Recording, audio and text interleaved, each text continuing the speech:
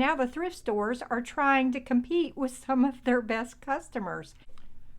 Our thrift stores seem to have lost sight as to who their clientele is, and that's very sad.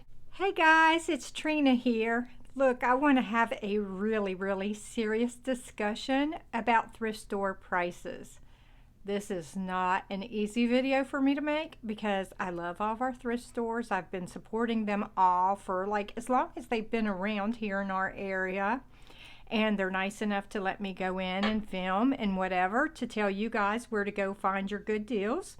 But we've got to talk about the pricing issues going on because it's gotten out of control.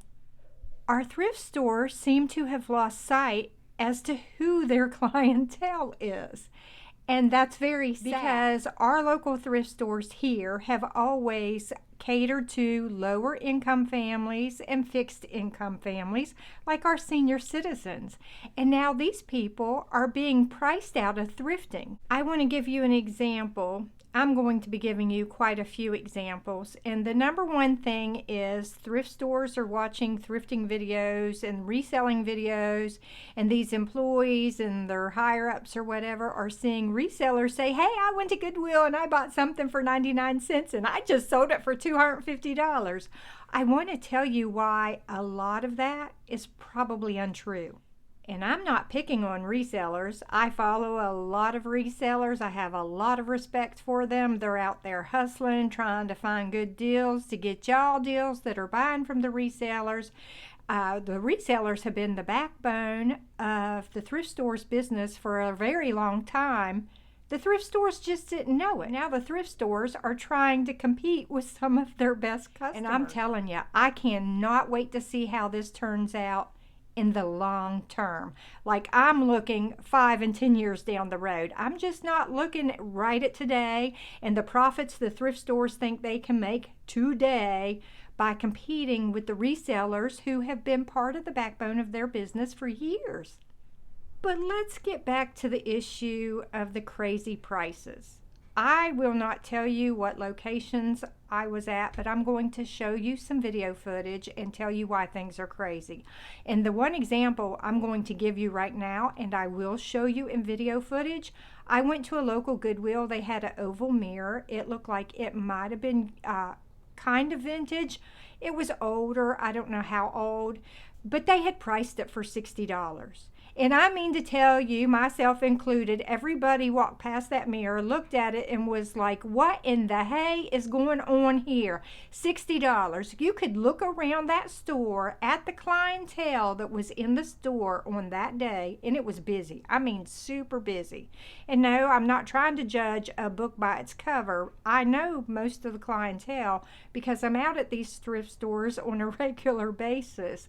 And I know a lot of them are lower and barely middle income families, and you're pricing a mirror for $60. Granted, it was a nice mirror, but you're a thrift store. This was a used mirror, and you got that thing for free and priced it for $60. And I watched 5 different people, and I'm talking families and couples, walking by that mirror going, hey, I'd like to buy that mirror. $60, and they'd keep on walking. Goodwill's asking $60 for this mirror on a stand. I think they forget that they're a thrift store. An employee literally came back and repriced that mirror for $35.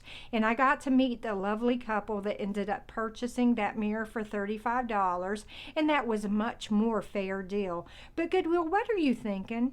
Do you not know who your clientele is anymore? Let me show you why I'm so upset. These 2 tables sold for $15 a piece. These vintage looking tables sold immediately. As soon as they got put out, they were sold for $15 a piece. Look at the dresser right there to the left because I'm getting ready to show you another table that they asked $12 for it. Now make that make sense. At first I thought this was a clear acrylic wedding topper, but no, it's an empty box. A local antique mall went out of business, so a lot of the thrift stores are now getting a lot of vintage items in, and they're trying to price these things as if they are an antique store. People do not come to the thrift stores looking for antiques at antique store prices, y'all.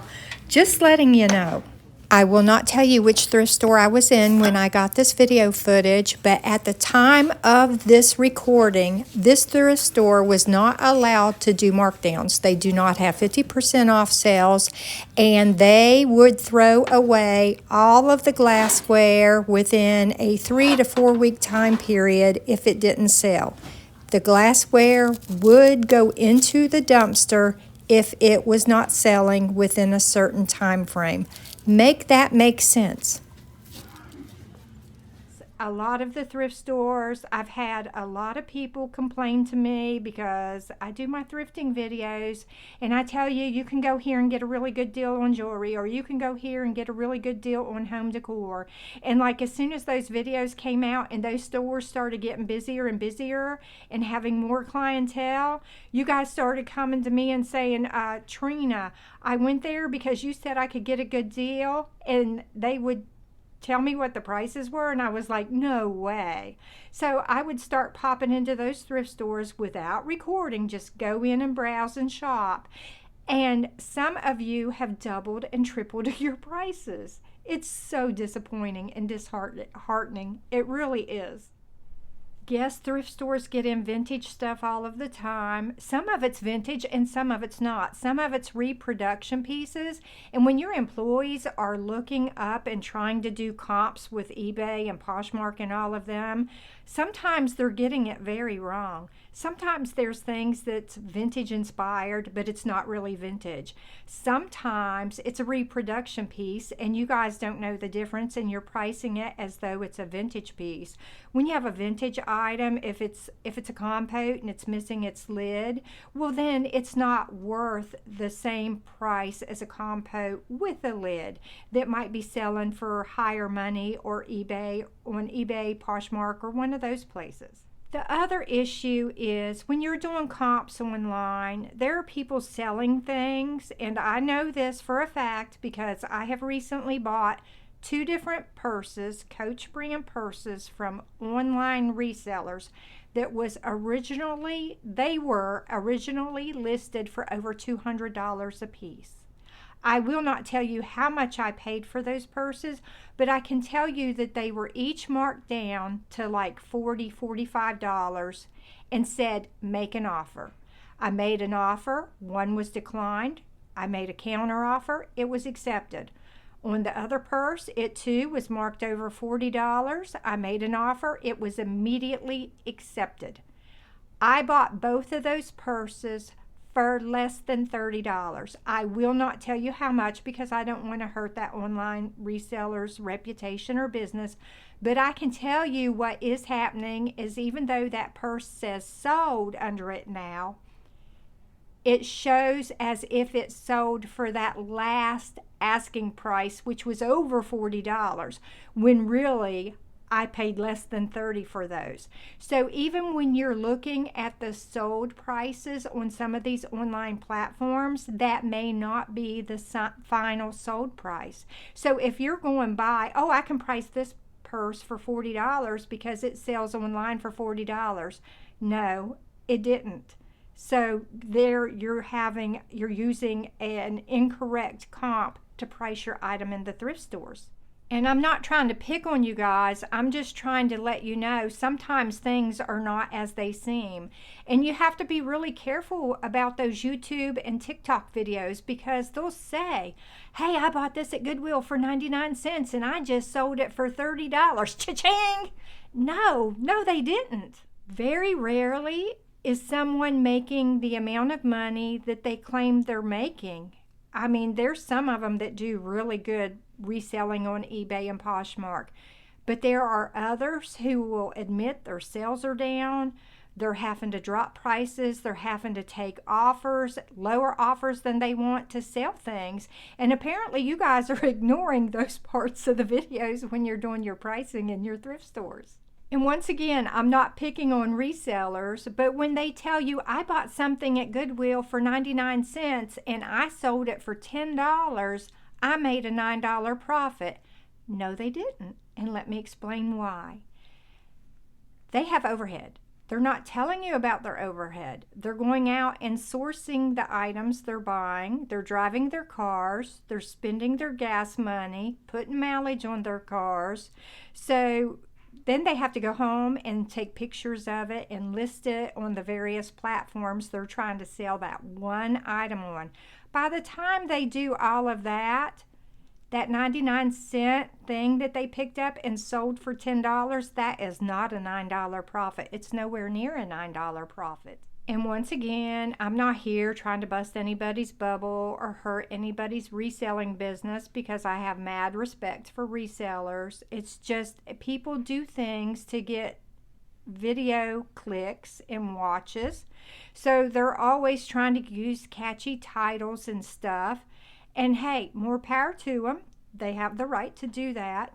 But in the thrift stores, what I want you to realize is that when you're trying to price these items based on what you're seeing or hearing on YouTube or TikTok, or seeing on eBay or Poshmark or any of those online platforms, you don't have all the information even though you think you do. The point of this video, I just want to remind you who your most loyal customers are and always have been, and that is your lower income and middle income families and your resellers.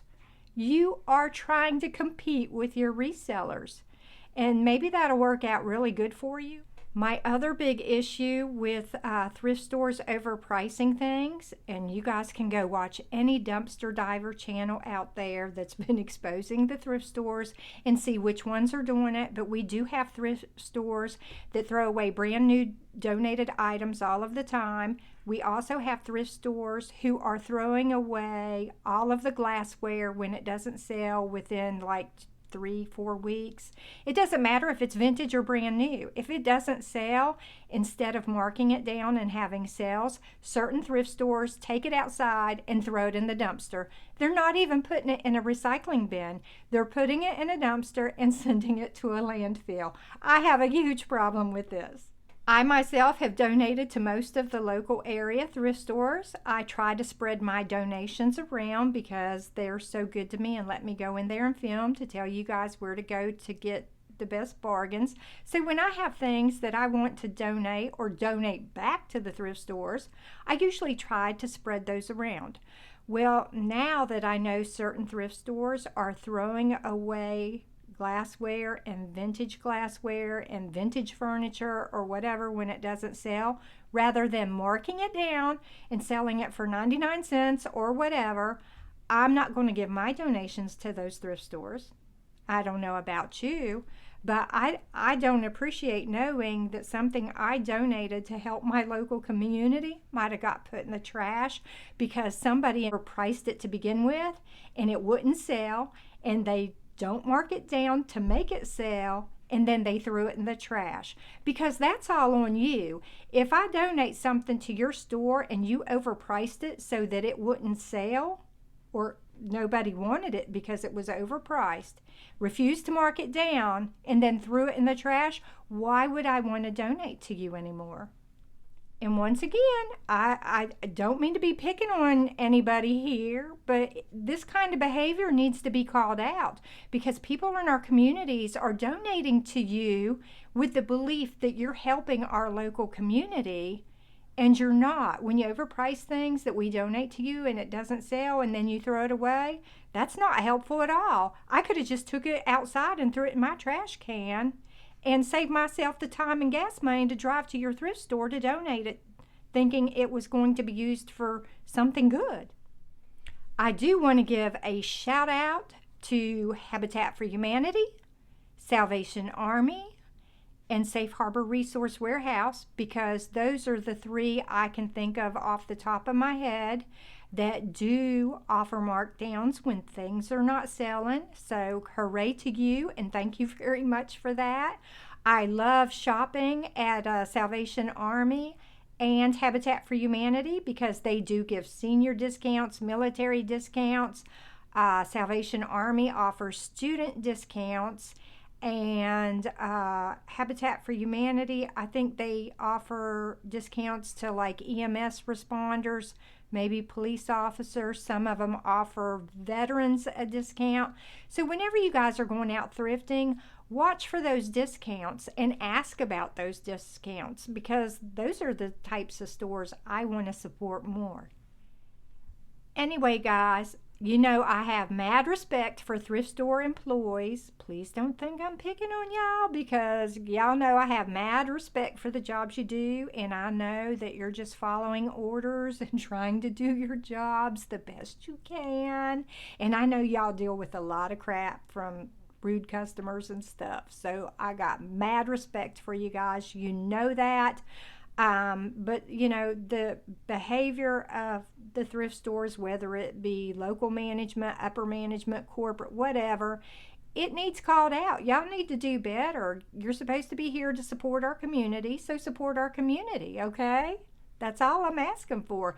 Be supportive and be mindful as to who the backbone of your customers are. Lower income, middle class, senior citizens on fixed incomes, and yes, resellers too. Anyway, guys, that's it for today. Hope to see you again for the next video. Thank y'all so much for your support. Love ya. Bye.